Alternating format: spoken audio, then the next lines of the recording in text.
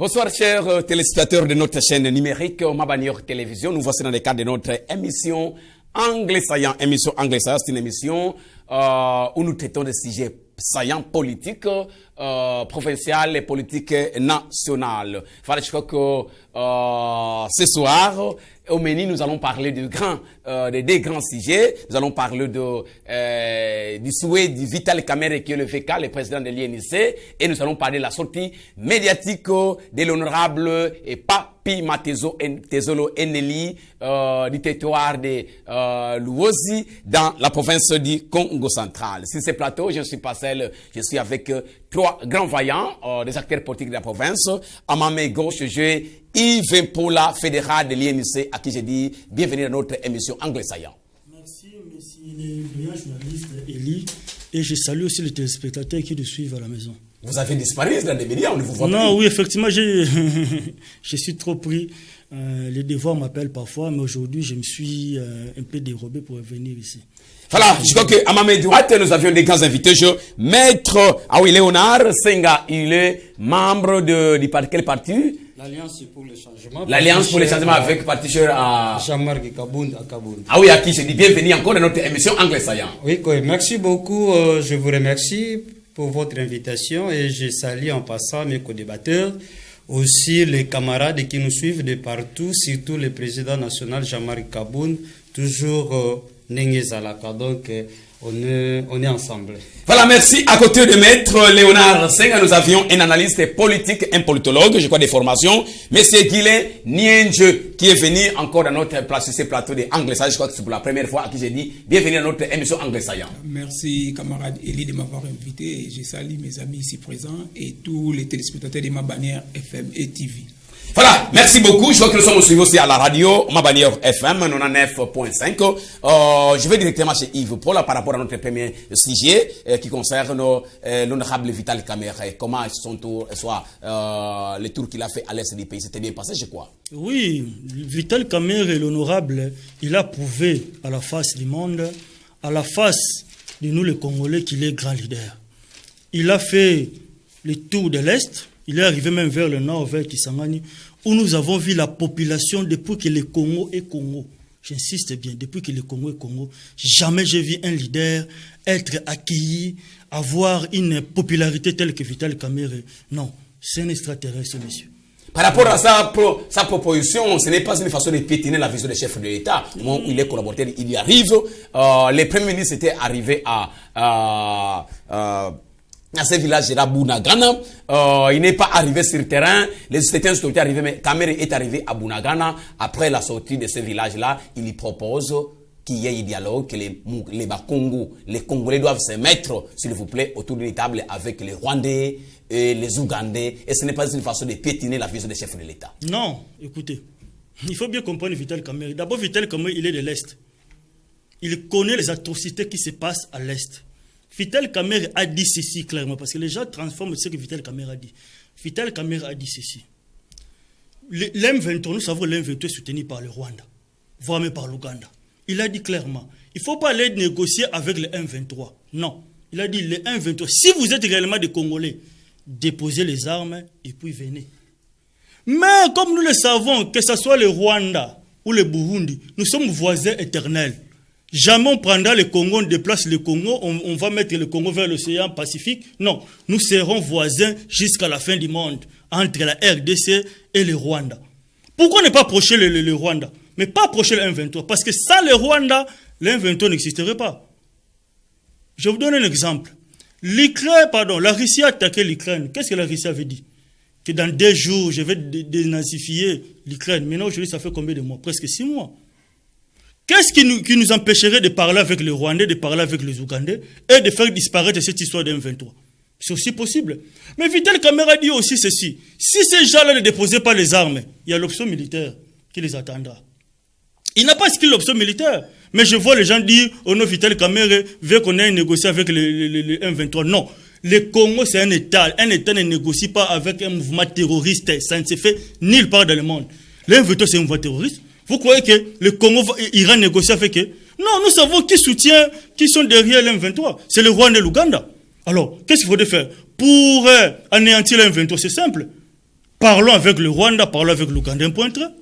Et vous allez vous rendre compte que le M23 disparaîtra de lui-même. C'est ce que Vital Kamerhe a proposé. Et puis, renforcer notre armée. Nous savons ce qui se passe dans l'armée. Il y a trop de trahison au niveau de l'armée. Il faut renforcer cette armée-là. J'ai vu le chef de l'État nommer un nouveau chef d'état-major. Je le félicite pour ça. Je l'ai vu nommer des généraux partout ailleurs. C'est une bonne chose. Maintenant, il faut qu'on renforce l'armée pour que les Rwandais et les Ougandais aient peur de nous. Parce qu'ils savent que ils savent que réellement la RDC a une armée forte, ils nous attaqueront plus. Ils n'utiliseront plus les M23. Ils n'utiliseront plus je ne sais pas quoi pour venir nous attaquer. Voilà. C'est ça la proposition de Vital Kamerhe. Il veut que si réellement les amis des M23, bon, ce ne sont pas les amis, les terroristes des M23, s'ils sont des Congolais réellement, qu'ils déposent les armes. Voilà. Maître Léonard, je crois que état de siège, l'État congolais a crié que les M23 déposent, rien ne marche. Kamerhe arrive, il pense que peut-être il demande pacifiquement aux M23 de déposer les armes au moment où le chef de l'État est déterminé et Vital Kamerhe pense peut-être qu'il faut négocier d'une manière pacifique avec ce genre. Est-ce que ce n'est pas une façon d'affaiblir la vision du chef de l'État? Merci beaucoup, Monsieur Eli, pour la question. D'abord, je ne suis pas d'accord avec la position prise par le président Vital Kamerhe, que je respecte. Mais seulement, je me dis comment il pouvait tomber si bas jusqu'à nous proposer un tel dialogue avec les ennemis. Je pense que, je présume aussi qu'il ne marche pas de pair pour cette question-là avec le président de la République. Parce que, du moins, après sa sortie, comment on dit, après le tournoi qu'il a effectué, même le parti présidentiel n'était pas d'avis avec lui. Parce que déjà là, demander un dialogue avec le Rwanda, Burundi, d'autant plus que ce sont eux qui sont à la base de notre agression, c'est une façon de demander pardon. C'est comme si on demandait pardon à Rwanda et on demandait également pardon à Burundi. Pourquoi je l'ai dit? Le M23, nul n'ignore que sont appuyés par le Rwanda. Et lorsqu'aujourd'hui il y a présence de M23, on voit directement derrière le Rwanda. Et aujourd'hui même, on demande à ce Rwanda de pouvoir dialoguer. Or, dans la mission de Rwanda, c'est de pouvoir agrandir ce pays ici.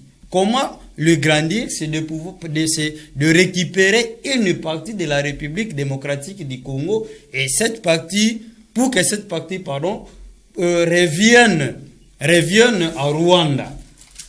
Et je me dis, si le président Vital Kamerhe avait été visité, pour qu'il prenne une telle initiative ou sinon une telle proposition, parce qu'à un bon patriote, vouloir négocier avec Rwanda, c'est juste pour appeler, parce que quand on négocie, il faudrait aussi concéder certains avantages que vous pouvez avoir. Donc quand on négocie avec le Rwanda et Burundi, Rwanda pouvait dire ok, c'est bien, si vous voulez que je ne soutienne plus le M23, il faudrait alors Congo, qu'il faudrait que le Congo puisse se déposséder d'une partie de terre, n'est-ce pas? Et Rwanda également pouvait encore emboîter les pas à son ami Rwanda pour également récupérer une partie des terres. Donc voilà, c'est là où on n'est pas d'avis. Mais or, moi je me dis, cette question, est-ce que le régime en place ne joue pas à une sagesse selon laquelle cette partie-là serait déjà cédée à Rwanda et Ouganda. Et finalement, c'est comme cela, il demande à notre force armée de ne pas apprendre, sinon mettre en place des stratégies qui pouvaient faire en sorte de récupérer Bunagana. Parce que, en tout cas, je n'ai pas vu même à l'époque de Kabila être assiégé pendant plus de 3 mois. Aujourd'hui, je pense dans quelques matins ici, Bunagana sera, depuis que Bunagana est entre les mains de Rwanda, d'ici là, c'est 4 mois. Même à l'époque de Kabila, nous n'avons jamais vu ça. Et moi, je m'interrogeais pour dire, est-ce que cela n'est pas une stratégie montée au régime, par le régime, pour finalement céder cette partie aux ennemis? Parce qu'il est incompréhensible, avec le militaire de taille que nous avons au Congo, d'être assiégé chez nous pendant presque de 4 mois. En tout cas, je n'arrive pas à comprendre. Et je pense Vital Kamerhe pouvait bien mettre de l'eau dans son vin et revenir éclaircir la population, dire que non, c'est par erreur que je pensais proposer ainsi. Et nous pouvons bouter de loin le M23 à Bunagana si la politique laissait la place à nos vaillants militaires à les faire. Vous verrez, M. Elie, ce n'est pas la première fois, je l'ai dit sur votre plateau. J'ai confiance en nos vaillants militaires et ils sont capables, ça je vous garantis. Ils sont capables, dans 48 heures, récupérer Bunagana si seulement si la politique leur laissait les stratégies de bien jouer. J'ai suivi il n'y a pas longtemps ici, j'ai suivi il n'y a pas longtemps ici les militaires qui avaient, qui avaient géré la situation pendant que Bunagana était récupéré. Il a dénoncé des choses. Et si vous suivez cette vidéo-là, vous serez choqués. Ce monsieur dit ceci. Il était en contact avec un général qui, celui-ci, était dans un milieu où il n'était pas agressé. Et celui-ci était au front là-bas. Et à chaque fois, il faudrait qu'il se communique. Mais la munition qu'on leur donnait était tellement minime et ne pouvait pas faire face à l'agression de l'ennemi. Et à cela, ils étaient obligés de reculer. Et finalement, Bunagana va tomber aujourd'hui 4 mois. 4 mois sous notre Congo. Et je me dis d'ailleurs, il faudrait qu'on revoie même la superficie du Ok, Congo. Je reviens maintenant Léonard Senga. Monsieur Guilain Nienche. Le peuple congolais a besoin de la paix. Vous avez suivi M. Yves Paula, un cas de l'INSE. Il dit que l'armée congolaise est infiltrée.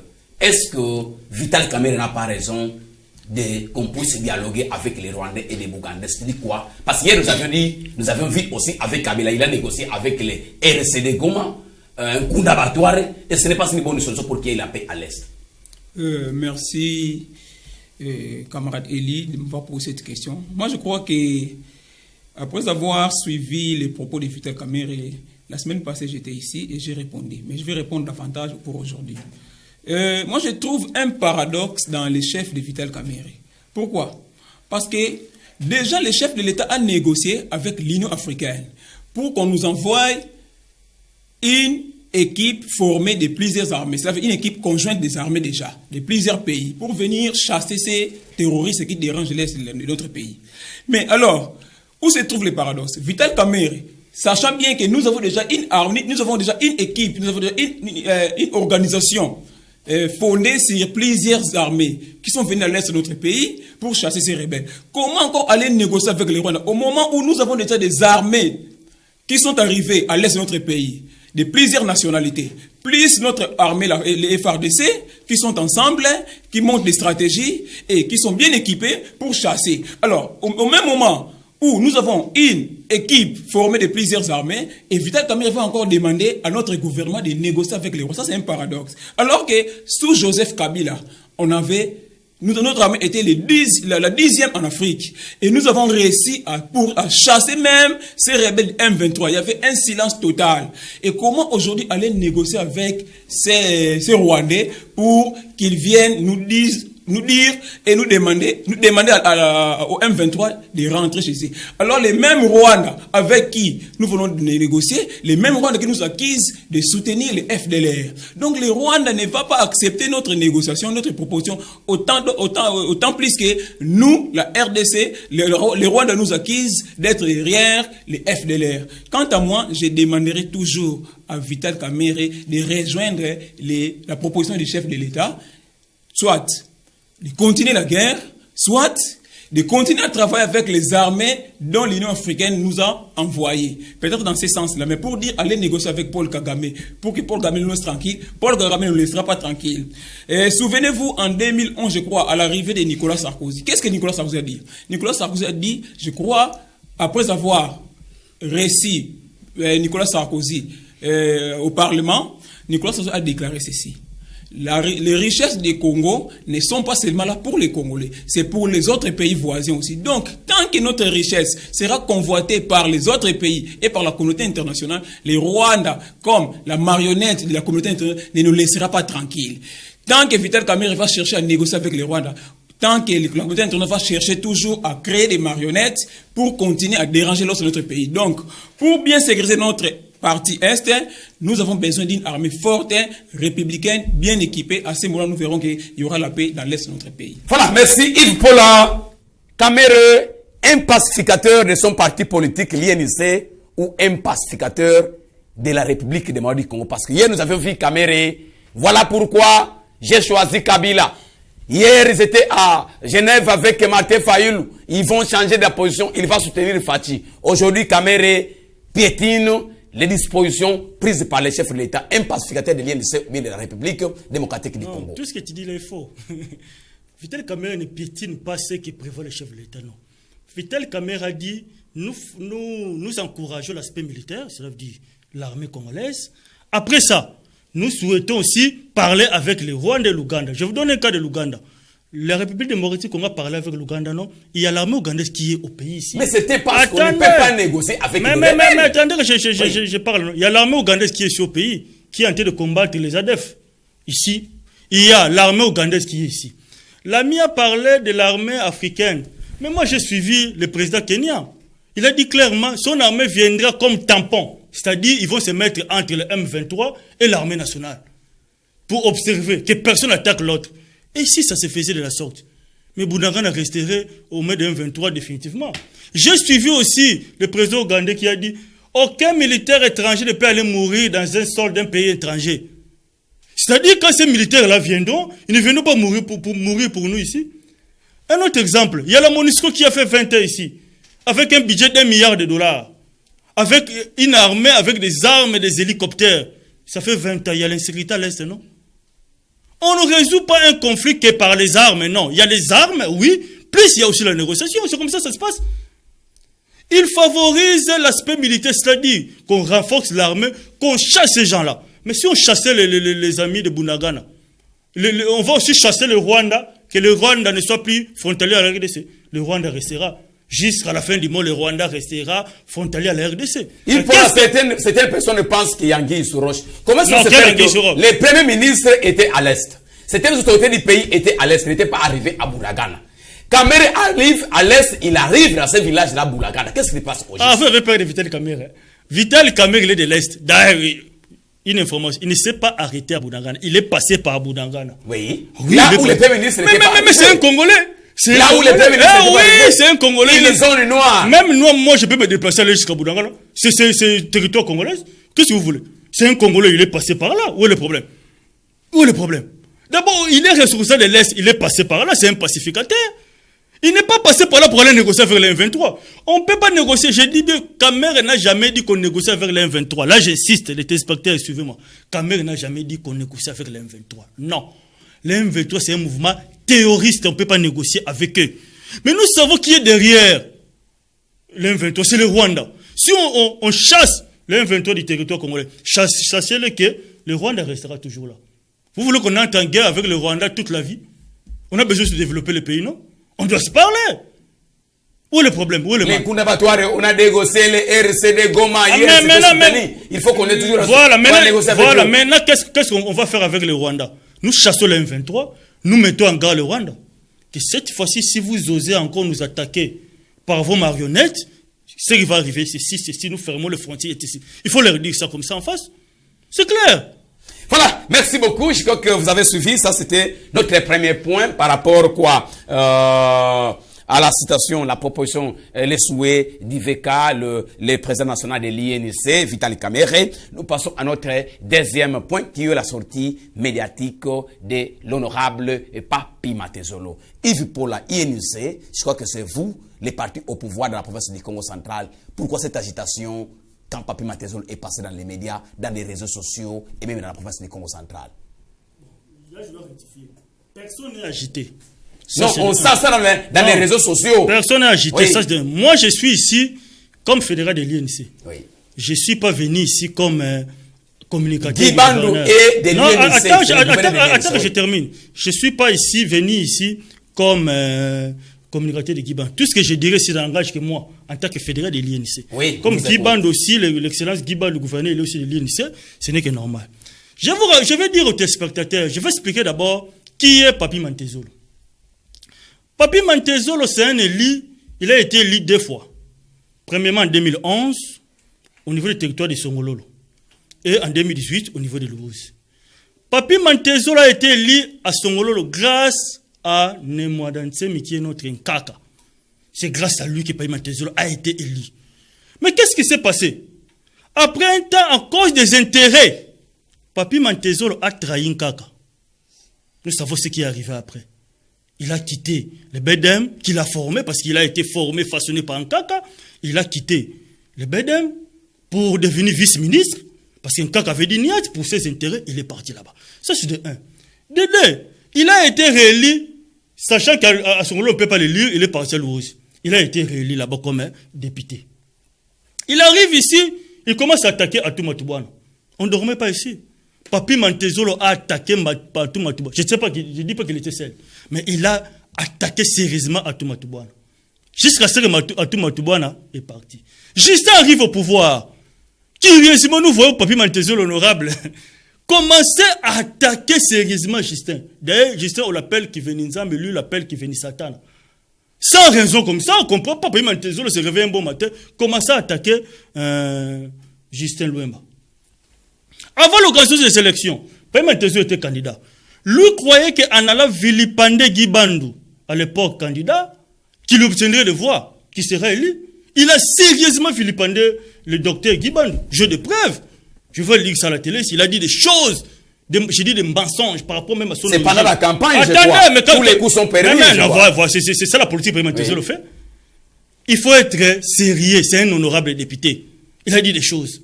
On accepte. On est là tout à l'heure aux élections. Nous savons qu'il a eu une seule voix. Malgré sa haine, il n'a pas été élu. Guy Bandou est passé gouverneur.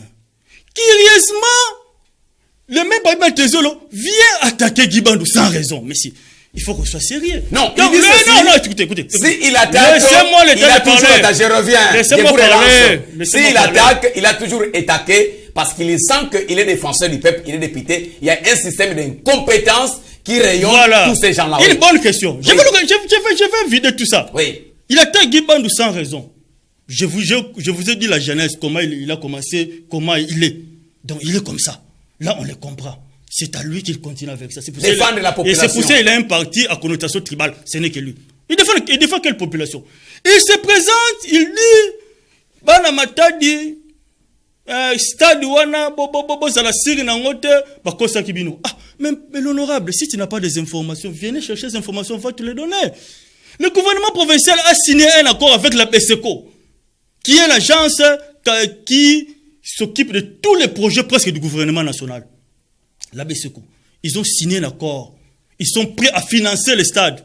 C'est la raison pour laquelle les gens ont dit, même lui, le directeur de BSECO a dit, le stade sera livré en juin 2023. C'est la BSECO. Ils ont signé un accord. Les directeurs de la BSECO étaient ici en province. Donc ça, c'est un problème. Les matadiens pour ce stade. Ça, c'est de 1. De 2.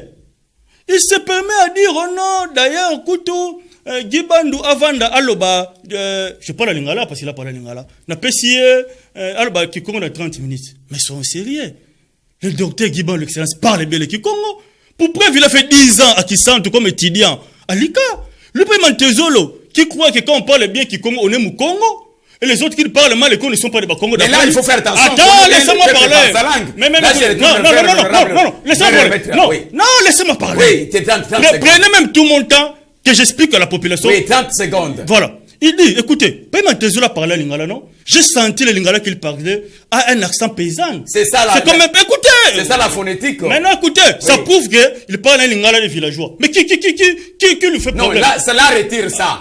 Parce que chez les Bakongo, on appelle ça l'édiction. Pas de problème. Même pas de problème. Écoutez, avec l'accent yombe, ce n'est pas un péché en Je sais que phonétique. tu es partisan. Oui. Écoutez, je retire ça, mais j'ai senti qu'il parle mal. Il parle mal lingala. Avançons par rapport à tout ce qu'il a dit. Écoutez, Guy Bandou, j'avais dit ça lors de la campagne. Il est l'espoir du Congo central. Je vous donne un cas. Il doute qu'on n'a pas construit les écoles. Écoutez, il y a construction de 10 écoles techniques au niveau de 10 territoires. À Kassangoul, il y a une école. À Mbandongo, c'est l'Itiloma. Il peut aller vérifier. À Tchela, chez moi, là-bas, il y a l'Itav Tchela. À Mwanda, il y a des écoles que Guy Bandou est en train de construire. Construire. Mais il a dit ok, je reviens. S'il vous plaît. Maître Léonard Senga, vous avez suivi, M. Yves. Paul a dit que le bilan du docteur Guy Bandou est positif. Mais l'honorable Matezolo a dit que il regrette pourquoi on a confié encore la province du Congo central entre les mains du docteur Guy Bandou. Votre analyse. Ok, merci beaucoup. Je comprends M. Yves s'il prend une telle décision parce qu'il mange à côté de Guy Bandou. Et ce sont des gens comme ça, il faudrait faire vraiment attention. Parce qu'il ne voit que ses intérêts. Il ne voit pas les intérêts de la population.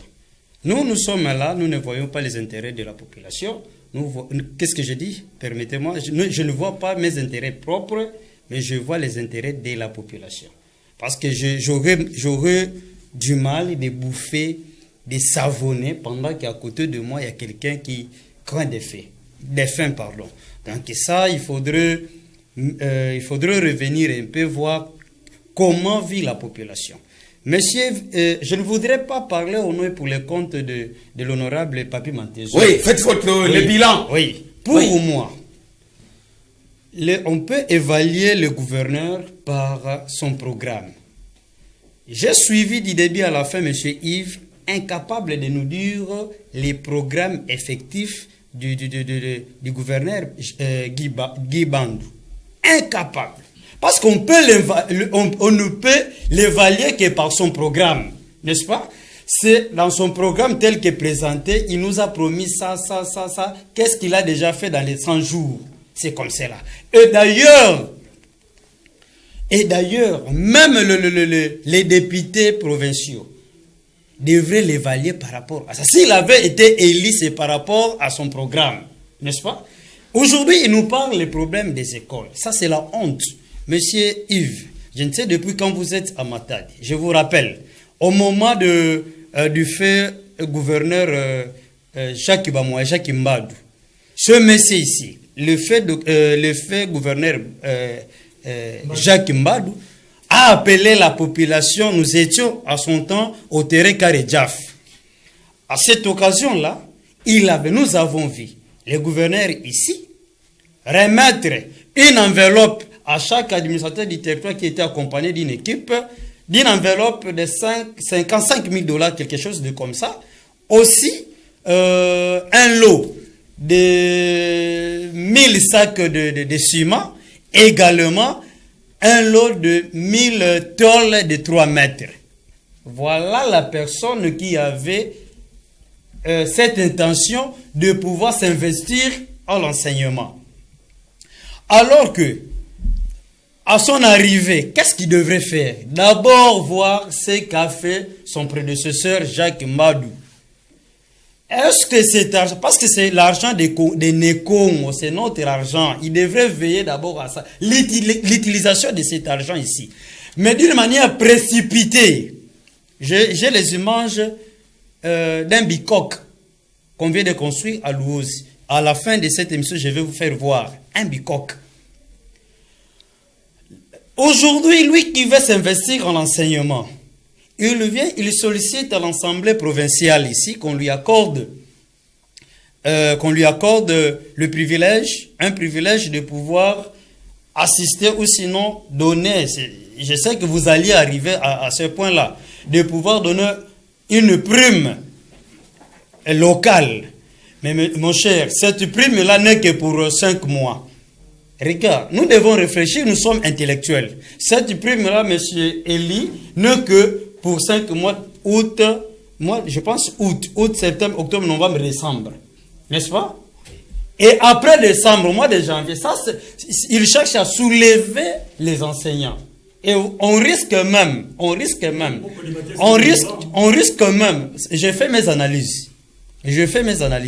Et j'ai des éléments de tout ce que je suis en train de dire. Oui. Nous risquons, après le congé de Noël, que les enseignants du Congo central les réclament encore parce que l'Assemblée provinciale n'a autorisé qu'une prime pour ça de 5 mois. Et cela risquerait de créer des frustrations. En dehors de ça, regarde. Cette prime-là n'est réservée qu'à ceux qui sont payés. Or, il existe le NI, dans comment on les appelle, les nouvelles unités, aussi le NUP, les non payés. Cette prime ici, vous pouvez descendre, vous êtes avec lui au gouvernorat ici. Cette prime ne leur concerne pas. Donc les non payés, les NI, surtout si nous prenons l'école primaire, ils n'ont rien, ils n'en bénéficient pas.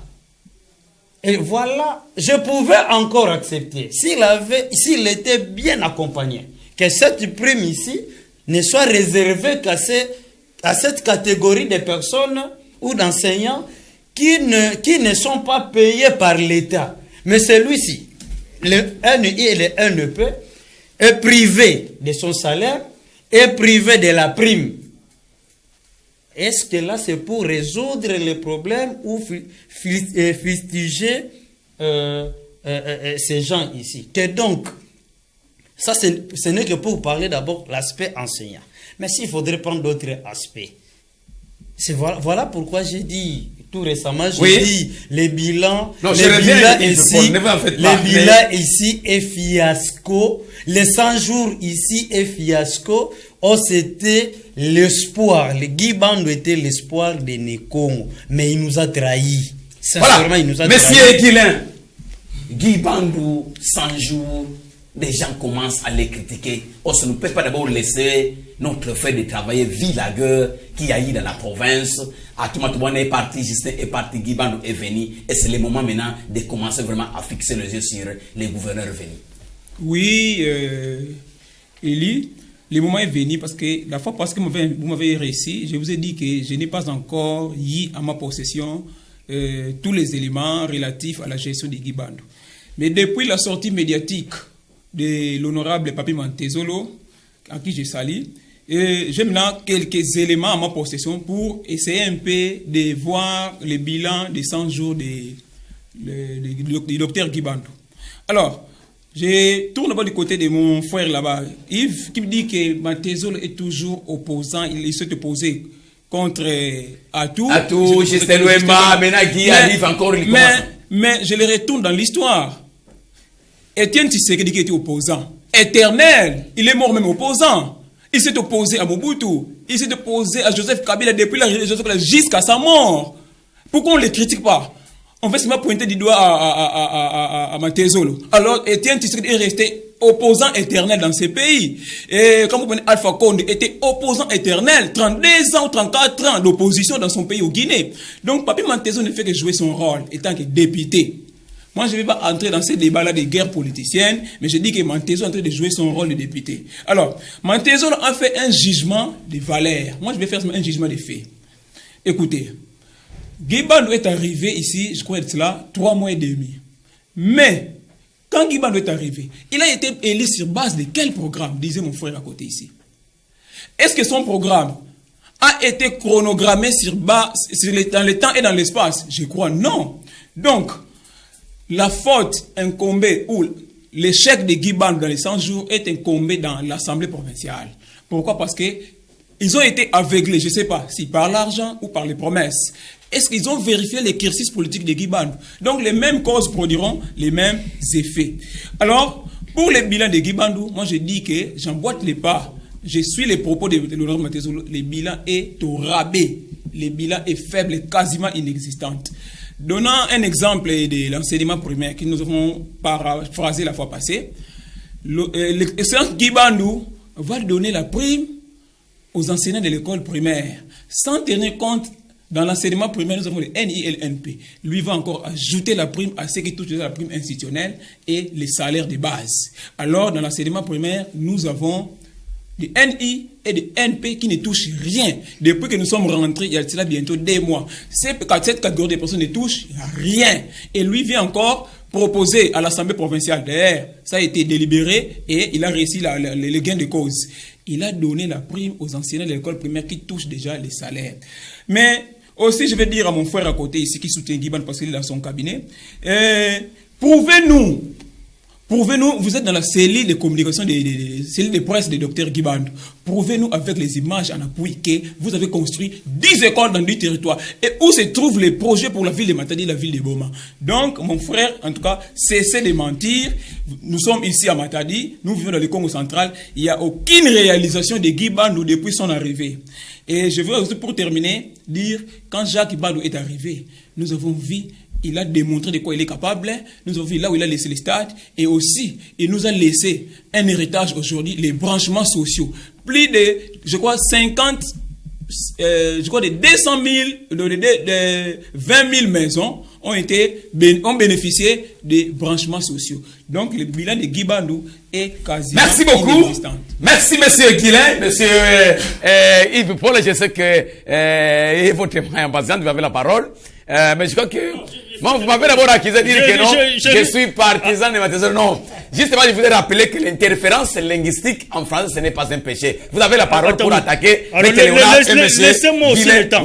Oui. Je commence par mon frère qui est à côté de moi. Parlant du programme de Guy Bandou. Vous avez 3 minutes. Le programme de Guy Bandou a été fixé, il y avait 3 axes.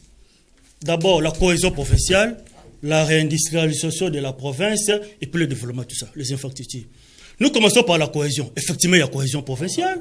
Quand vous voyez dans son cabinet, quand vous voyez au niveau des ministères, les 10 territoires sont représentés. Il y a la calmie entre l'Assemblée provinciale et l'exécutif. C'est ça la cohésion provinciale. Avançons. Quel peuple que tu parles? Les Congo. Maintenant, voyez, il y a comment quand il parlait, tu ne disais rien? Oui, non, attends, tu ne fais pas des idées. Je suis chez lui. Cohésion. Les messieurs, il y a d'abord la cohésion 2. Il y a la réindustrialisation de la province. Je vous donne un cas. Il y a les Indiens qui sont arrivés, il n'y a pas 2 jours, des investisseurs qui vont construire un parc agro-industriel à Songololo. Ils commencent par ça. Avançons par rapport à l'enseignement, mais c'est moi qui suis enseignant. Je maîtrise cette histoire bien. Et puis, par rapport au budget, monsieur, je ne comprends pas. Il y a eu un édit budgétaire qui... Bon, j'oublie le terme. Le budget est voté pour une année. Mais Guy Bandou est à Paris au milieu d'année. Il est venu qu'on puisse rectifier tout simplement les montants pour que ça l'aide jusqu'au mois de décembre. Quand tu parles des enseignants, les étudiants seront payés que jusqu'au mois de décembre. Oui, c'est vrai, parce que c'est le budget 2022. Il y aura notre budget 2023. S'ils seront incorporés, ils continueront à être payés. C'est comme ça que les choses se passent. Ils ne peuvent pas commencer à payer au mois de janvier, tandis que c'est le budget 2022. Ça, j'ai tête. Deuxième chose, vous parlez de, oh non, les enseignants. Écoutez, moi, je suis dans l'enseignement. D'abord, la gratuité d'enseignement n'est qu'au niveau du primaire.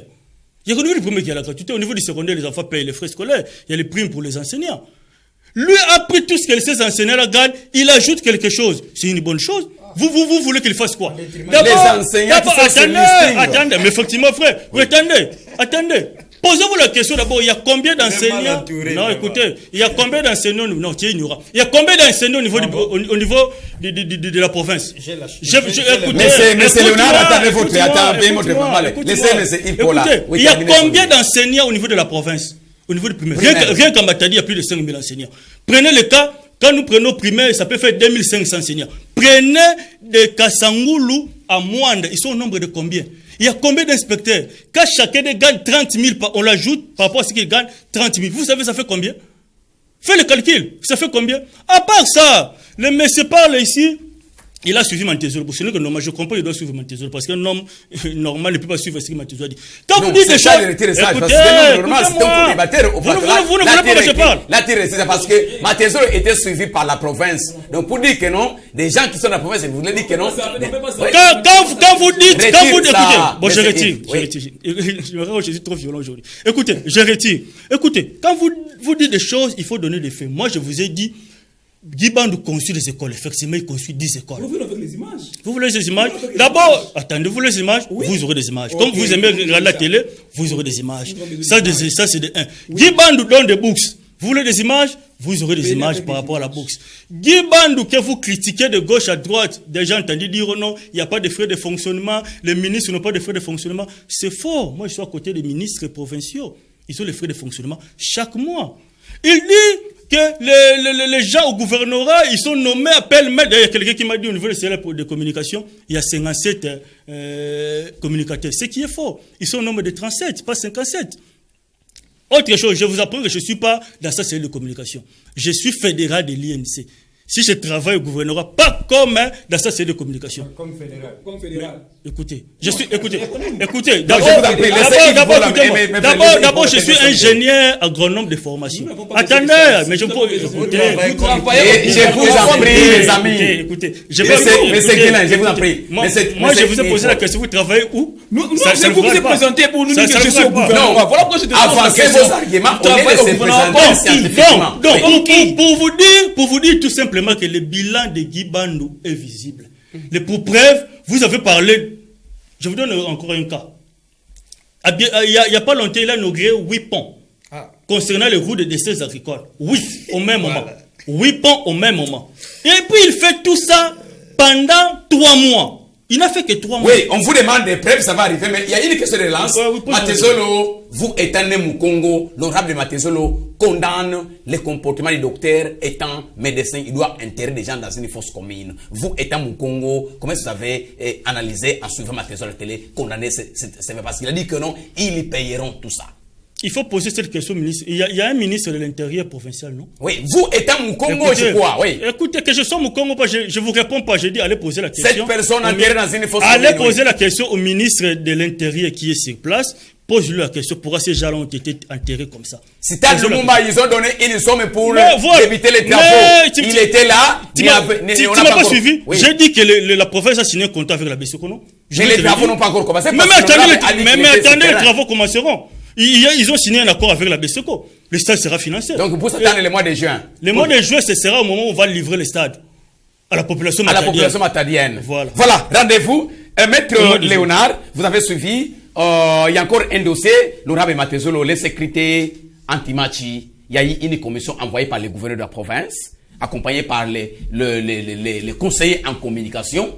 Les gens d'Ivadangou ont écrit au gouverneur que l'enquête n'était pas fiable et tout consort. Et je viens de suivre tout à l'heure le ministre de l'Intérieur qui dit qu'il n'y a rien anti-machi. Qu'est-ce qui ne va pas au juste ces dossiers d'anti-machi, vous étant maître avocat, analyste politique? Merci beaucoup, monsieur Eli Nyanga. Merci beaucoup pour la question, mais permettez-moi de prendre des petites minutes. Oui. La cohésion provinciale. La cohésion provinciale. Aujourd'hui, pour satisfaire. Oui, regardez, monsieur Yves, oui. Pour satisfaire les siens, n'est-ce pas? C'est comme cela. Je vois comme il est fédéral et de l'INC, ce sont eux qui les conseillent à chaque fois. Et c'est ce qui fait en sorte que le gouverneur ait une tâche difficile. Parce que déjà, je le soulève toujours, ils l'ont demandé d'avoir un gouvernement budgétivore, n'est-ce pas? Un gouvernement budgétivore. Mais faites l'équilibre. Les ministres, les commissaires provinciaux, est-ce qu'il y a vraiment l'équilibre de représentativité pour chaque territoire? Je dis non. Oui. Il y a ce qu'on appelle d'ailleurs, moi je les appelle les importés. Quand Guy Bandou venait ici, il est venu avec des gens avec des mallettes. J'ai accompagné l'orienté pour qu'il trouve une chambre d'hôtel. À son temps, il n'avait pas encore, il n'était pas encore investi. Il était venu avec un monde très important de personnes. Et c'est comme ça, il a toujours imité la gestion du président de la République. En arrivant au pouvoir, il s'est fait taper des Banama et tout ça. Les importés, les diasporas. Même ici, nous avons les diasporas de Kinshasa. Arrivé au gouvernorat là-bas, si je trompe, si je mens, lui, mon frère Yves travaille là-bas. Arrivez là, vous trouverez autant de... Bon, c'est vrai que la ville de Matadi est un peu ouverte, mais je connais pas mal de personnes. Allez-y là-bas, vous trouvez tous les gens là avec des chemises blanches là, vous trouvez la majorité sont venus de Kinshasa. Et encore par rapport à l'histoire des stades, monsieur Eli, les stades ici, ça date aujourd'hui, c'est presque 13 ans, depuis que nous parlons. Et à l'époque de Jacques Mbadou, j'ai vu d'ailleurs le sénateur aujourd'hui, Matata, a placé à 2 reprises, comment on dit ça? Il a placé les pierres, posé la première pierre à 2 reprises et donné les fonds pour ça. Jacques Mbadou aurait acheté tout, même la pelouse synthétique, les chaises, et tout y est. Tout y est là-bas. Et aujourd'hui, venir encore parce que non, même si ce stade-là sera opérationnel, on ne doit pas les mettre dans le bilan de Guy Bandou. Parce qu'il a trouvé, le stade-là, même dans 3 mois, 4 mois, il pouvait déjà être utilisé. Notre président national, Jean-Marc Kaboun, a construit les terrains là. Ceux qui connaissent Kinshasa bien, à Kingaboua. Ça n'a pas pris du temps. Il a eu l'argent. Donc c'est pour la volonté politique que vous voulez dire. Oui, on évolue. Oui, vous avez une minute. Oui, les budgets.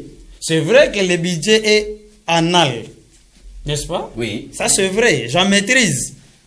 Mais lui n'a autorisé. Bon, si ce n'est qu'anal, le budget ne prend pas cours normal le 1er janvier de l'année suivante. Ça, j'apprends à M. Yves. Ce n'est pas le 1er janvier, le budget voté. Prenons par exemple en 2022, le budget qui sera voté par l'Assemblée provinciale ici ne prendra pas, je vous dis, ne prendra pas cours normal au mois de janvier. Parce qu'on leur demande que ce budget-là soit promulgué au moins avant le 31 décembre. N'est-ce pas? Et ce n'est pas déjà au premier... mais je vous dis, monsieur... Suivez, c'est vous qui la parole. Mais je vous dis, allez-y vérifier après ici.